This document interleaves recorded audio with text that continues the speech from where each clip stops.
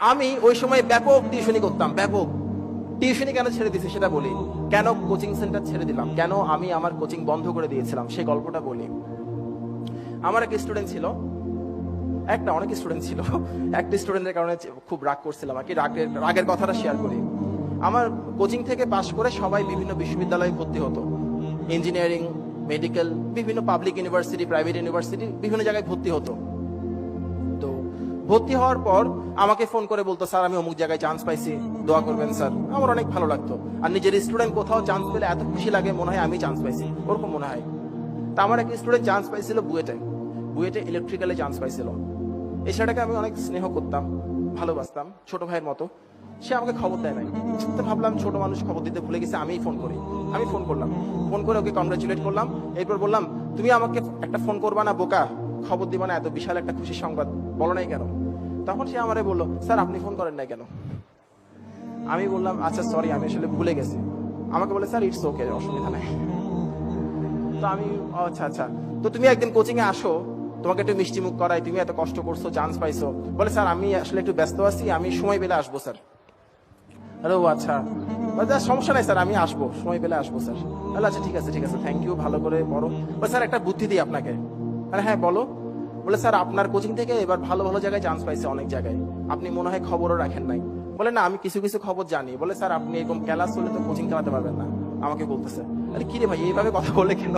তো আমি বললাম, স্যার বলে কি, স্যার একটা কাজ করেন, যারা যারা বিভিন্ন জায়গায় চান্স পাইছে সবাইকে ডাকেন, একটা ছবি তুলেন স্যার, সবার থেকে একটা প্রোফাইল সংগ্রহ করেন, একটা মতামত সংগ্রহ করেন। এরপর স্যার লিফলেট ছাড়েন। লিফলেট না ছাড়লে স্যার স্টুডেন্ট পাবেন না, আমরা হেল্প করবো স্যার। আপনি লিফলেট ছাড়লে আপনার ফাইন্যান্সিয়ালি আপনি অনেক গেনার হবেন স্যার, যেহেতু আপনি এটাই করতেছেন। তখন আমার কাছে মনে হচ্ছিল কেউ একজন আমার গালের মধ্যে ঠাস ঠাস করে চল লাগাই দিছে। আমি কাকে পড়াইছি? আমার এটা মনে হচ্ছিল শিক্ষক অনেক বড় জিনিস, কাকে পড়াইছি আমি? আমার চোখ দিয়ে টপ টপ পানি পড়ছিল, ওর পক্ষে দেখা সম্ভব ছিল না। তখন আমি সিদ্ধান্ত নিলাম, যাদেরকে পড়াচ্ছি তারা বড় হয়ে আমাকে কতটুকু ভালোবাসবে, কতটুকু মনে রাখবে, কিংবা এই ধরনের অকৃতজ্ঞ আচরণ করবে কিনা।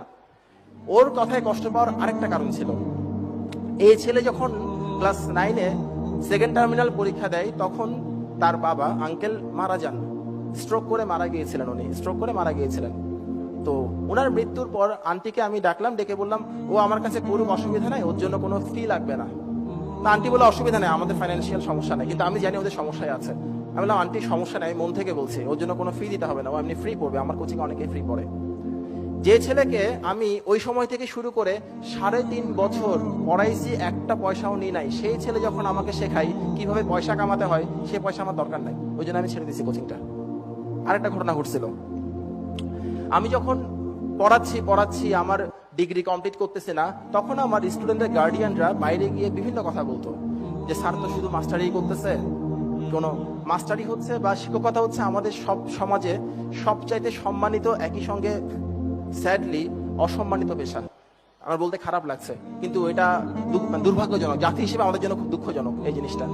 তো এখন স্টুডেন্টরা, মানে স্টুডেন্টের গার্ডিয়ানরা বাইরে বলতো, স্যার ওদের সারা জীবন মাস্টারি করে কাটাই দিবে, আসলে ইঞ্জিনিয়ারিং স্যারের ব্রেনে কুলাচ্ছে না, ওই জন্য স্যার ডিগ্রিটা কমপ্লিট করতেছে না, এই কথাগুলো বলতো।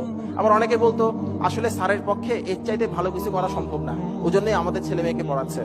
আমার অনেক গার্ডিয়ান এসে আমাকে কথাটা বলে দিত, যে স্যার লোকজন এভাবে করে বলে, আপনি স্যার আপনার ডিগ্রিটা কমপ্লিট করেন, শুনতে খুব খারাপ লাগে স্যার। এই পৃথিবীতে সেই কাজটা করাই সবচাইতে আনন্দের, যে কাজটা অন্যরা বলে আপনি করতে পারবেন না, যদি কখনো সেই কাজটাই করে দেখান আপনার অনেক ভালো লাগবে। আমি সেই কাজটা করার জন্য ছেড়ে দিছি, আর কোনো কিছুই না। আপনাদেরকে বলি, আপনাদেরকে অনেকেই বলতেছে তুমি এটা করতে পারবা না, তুমি পড়ো প্রাইভেট বিশ্ববিদ্যালয়ে, তুমি অংশগ্রহণ করতে পারবা না। প্লিজ কোনো রিপ্লাই করবেন না, আপনার সবগুলো রিপ্লাই হবে আপনার কাজের মাধ্যমে, আপনি আপনার কাজ করে যান, কোনো অসুবিধা নেই, দিন আসবে একদিন আপনার।